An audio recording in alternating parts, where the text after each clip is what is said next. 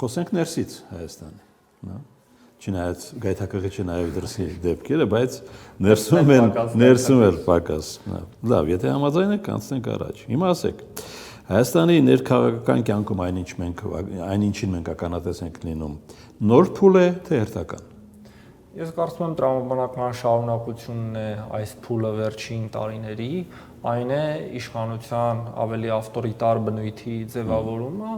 ըստ էության այս իշխանությունների երրորդ ընտրությանը ընդառաջ։ Հասկանալի է, չէ, եթե իշխանություն ունի բարձր վարկանիշ, որևէ վախ իր մրցակիցներից չի կարող ունենալ, անգամ եթե այդ մրցակիցները ավելի պակաս բաներ են խոսում, պայքարում են, փողոց են դուրս գալիս, եթե խնդիր չունես ընտրություններին վերընտրվելու, ապա անգամ եթե ահաբեկչություն են պատրաստում։ Չէ, այդ դեպքերում էլ անգամ փորձում ես այնպես հարցին մոտենալ, որ ավելի շատ դիմացինը էլեկտորատ կորցնի, քան դու փորձես ահաբեկչությունը կանխողի դեր ստանձնել, որովհետև մենք վերջին մի քանի տարիներին շատ դեպքեր ենք տեսել, օրինակ հայրենիքի փրկության շարժման ժամանակահատվածում կհիշեք, որ կրկին տեսանյութեր տարածվեցին, պատերազմից հետո էր դա, որ կարծես թե այսպես քաղաքական ղեկավարությանը վերացնելու խոսակցություններ, զրույցներ, վերջում բոլորին բաց թողեցին։ Այսինքն դա այն ժամանակահատվածներ, երբ իշխանությունը գիտեր, որ 21 թվականին պետք է վերընտրվի։ Հիմա իրավիճակը բոլորովին այլ է, 26 թվականի հետ կապված իշխանությունը վախ ունի, եւ երբ որևէ ազդեցիկ անձ ասում է մեր ձևերով որևէ հարց կլուծենք, արդեն սա հիմք է։ Բերեք հստակություն մտցնենք, թեման իշխանությունն է հորինել է։ Վստահաբար, եկեղեցու դեմ այդ սանձազերծած պայքարը միանշանակ իշխանության հորինալցն է եւ կարող է փորձ է արվում կամ հարության մեջ օրինակ տպավորություն կա թե Բագրատ Սրբազանը իր շարժումով միշտ ներկայացրել է եկեղեցուն եւ ունեցել է վեհափառի համաձայնությունը իմ խորին համոզմամբ դա այդպես չի իմ խորին համոզմամբ վեհափառը արդեն 2-3 տարի է փորձում է մեղմել իրադրությունը դա վկայում է եւ Էջմիածնի Մայր տաճարի ոցման արարողության ժամանակ հրավերը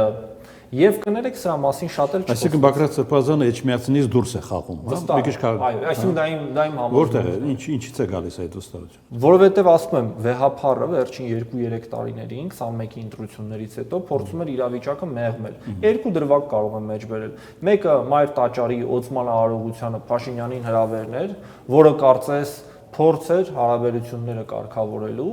եւ երկրորդ արդեն չեմ կարող մտաբերել որ թվականներ վերջին ժամանակահատվածի երբ Սարդարապատ հուշահամալիրում Փաշինյանը այցելել էր եւ նույն ժամանակահատվածում վեհափառը գնացել էր եւ ըստ էության ինչ էր փորձ արվեց որպեսի այս վեհափառի կողմից քայլ արվեց որպեսի իշխանության հետ համատեղ այդ հուշահամալիրի հարգման արարողությունը տեղի ունենա եւ թվում էր թե որ ամեն ինչ մեղմված է բայց ինչ որ պայից եւ դա եղավ շուրջ 1 ամիս առաջ իշխանությունը պատերազմ հայտարարեց եկեղեցուն եւ բոլոր նրանց ովքեր կանգնեցին եկեղեցու կողքին։ Լավ, հիմա գանք կոնկրետ դրվագին, այնինչ հրապարակվել է այս օրերին, ծանոթ եք դրան։ Բնականաբար հրապարակված տեղեկատվությունը ծանոթ եմ, այո։ Կուսակցության անունից կարող եք գնահատական տալ։ Մեր դիրքորոշումը հետեւյալն է, եթե դա իսկապես ահաբեկչության փորձ էր եւ այնինչ ներկայացնում է իշխանությունը ճիշտ է, բնականաբար մենք կարող ենք միայն դատապարտել այդ փորձը։ Բայց ակնհայտ է, որ իշխանությունը փորձ է անում թացը ջորի հետ խառնել եւ տեսեք ինչ է ստացվում։ Ամիսներ շարունակ իրենք ունեցել են բոլոր այդ նյութերը եւ կարծես թե այնինչ իրենք ներկայացրեցին 1 տարվա վաղեմության է անգամ իրենց հրապարակած պլանում խոսքը գնում էր 24 թվականի օգոստոս-սեպտեմբեր ամիսներին այսինքն ճիշտ այսօր լռելն էր ոչինչ ձեռնարկելը իշխանության կողմից նկատի ունեք իշխանությունը սա պահել էր իրենց հարմար պահին օգտագործելու համար։ Եթե իրենց խնդիրը լիներ կանխել որևէ գործողություն, ապա դա կանեին այն ժամանակահատվածում, երբ իրենք ունեին ամբողջ ձայնագրությունները եւ գիտեին թե ում բնակարանում ինչ զենք կա։ Կարծես թե մի զգալի մասն էլ զենքերի օրինակ։ Նաեւ հայտնի է, որ այսօր Բագրատ Սրբազանը ընդունել է իր ձայնի իսկությունը։ Ես այդտեղ առանձնապես կասկած չունեի, բայց ելի եմ ասում։ Չէ, բայց այնինչ ասել է, ընդունում է, որ ինքն է ասել, դա չի փոխում պատկերը։ Ինչ պետք է փոխի, այսինքն 1 տարի առաջ փորձել են կազմակերպել նման բան, ինչ որ պատճառներով հետ են կանգնել այդ մտքից, չեն իրականացրել։ Եվ այն ժամանակահատվածում լավ կամ կսպանենք կամ կսպանվենք այդ տերմինները ընդունում եք դա իհարկե չենք ընդունում բայց դրանք նաև երկար ժամանակ հրապարակային արվող հայտարարություններ են երկար ժամանակ հրապարակային հնչել է ըստ էության ատելության խոսք այստեղ խոսքը նրա մասին չի որ մենք չենք խոսում անձերի համեմատության մասին մենք խոսում ենք պետության դեմ գործողության մասին եթե դրա այդ լրջությամբ չեք վերաբերում այդ ակցիային շատ լրջությամբ վերաբերվում ենք եւ ասում ենք որ պահից որ ունեիք այդ նյութերը այդ պահին հրապարակեիք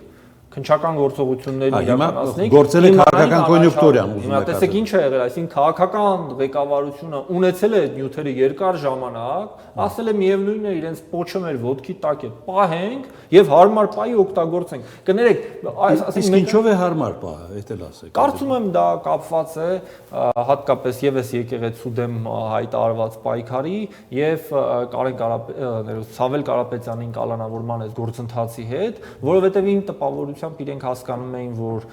մի նոր քաղաքական ֆիգուր է ձևավորվում ով կարող է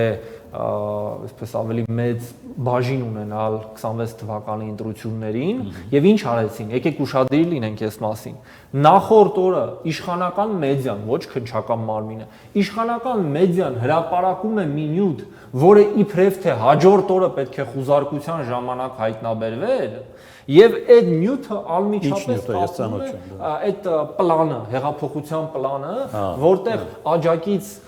գործիչներից մեկը պետք է լիներ Սամվել Կարապետյանը եւ հաջորդ օրը երբ արդեն հրապարակվում են նյութերը, զենքեր, պայթուցիկներ եւ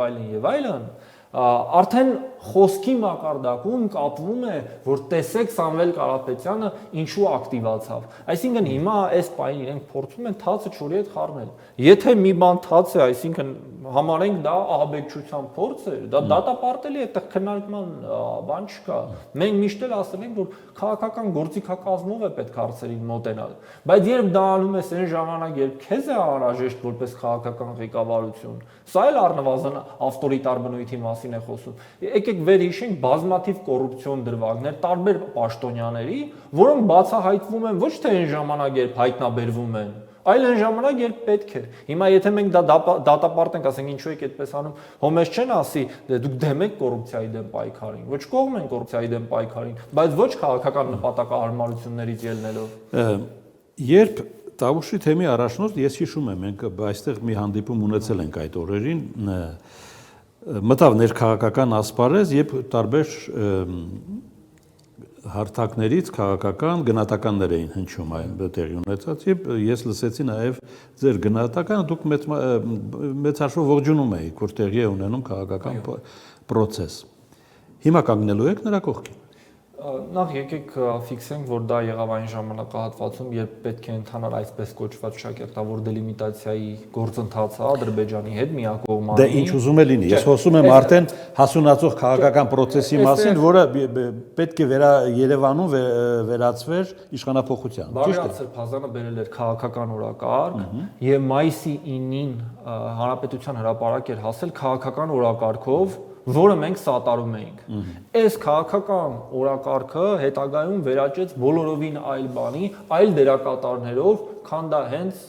Բաղրատ Սրբազանն էր։ Այդ պահից մենք Սրբազանին նախ իր հետ առերես հանդիպումների ժամանակ, ապա հրապարակային, ասում էին, եթե ուզում ես հասնել հաջողության, ապա պետք է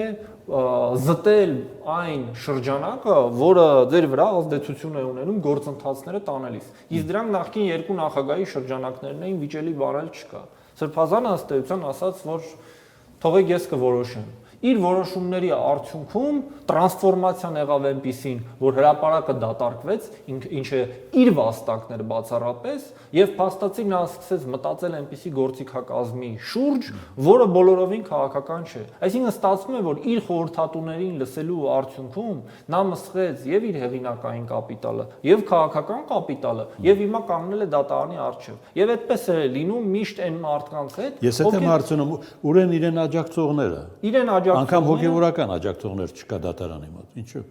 Ես կդժվարանամ այս մասով ասել, բայց իր քաղաքական աջակցողները, դա Սերժ Սարգսյանն էր եւ Ռոբերտ Քոչարյանը, եւ կհիշեք, որ Սերժ Սարգսյանին հատուկ վերաբերմունք ցուցաբերեց, այցելեց իր բնակարան, հա, այսպես զրույց ունեցան, հետագայում դա շատ պատահմամբ հրապարակվեց մամուլ։ Հիմա պարզ է, որ այս մասով Բագրատ Սրբազանը չփորձեց դիրքավորվել այնպես, որ նայի ապագային եւ կարճած չմնա նախկին երկու նախագահները։ Միգուցե չէր կարող դիրքավորվել։ Կարծում եմ կարող էր եւ այդ շանսը ամբողջ ծավալով ուներ։ Ուղղակի ինչ որ պահի նպատակահարմար համարեց օգտագործել այն ռեսուրսները, որոնք ունեին նախկին երկու նախագահները, եւ մեդիա ռեսուրս եւ մարդկային ռեսուրս։ Դրա համար որոշակի միտինգներ տեղի էին ունենում, բացառապես այդ խմբի ներկայացուցիչների մասով։ Եվ միշտ այդպես է լինում, փոքր ռեսուրսից փորձում ես օգտվել, մեծ հնարավորությունը կորցնում ես։